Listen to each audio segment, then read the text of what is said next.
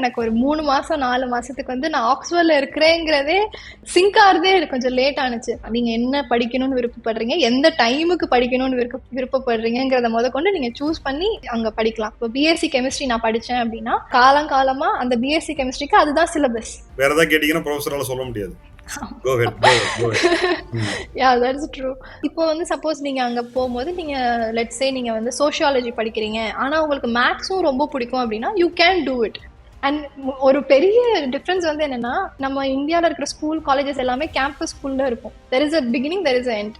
ஆக்ஸ்போர்டா இருக்கட்டும், கேம்பிரிட்ஜா இருக்கட்டும், இல்ல இங்க இருக்கிற இன்ஸ்டிடியூஷன்ஸ் வந்துட்டு there is nothing called as பார்டரே கிடையாது. ஒரு 4 வந்துட்டு கண்டினியூஸா இன்ஸ்டிடியூஷன் பில்டிங் இருக்கும், திடீர்னு அங்க ஒரு ரெசிடென்ஷியல் பில்டிங் வரும். காலேஜுங்கிறது வந்து ஒரு தனி இன்ஸ்டிடியூஷன், யூனிவர்சிட்டிங்கிறது தனியா இருக்கும். ஆனா ஆக்ஸ்போர்ட்லயும் கேம்பிரிட்ஜ்லயும் காலேஜஸ் இருக்கு. ஆக்ஸ்போர்ட்ல 45 காலேஜஸ் இருக்கு, கேம்பிரிட்ஜ்ல ஐ திங்க் 25 காலேஜஸ் இருக்கு.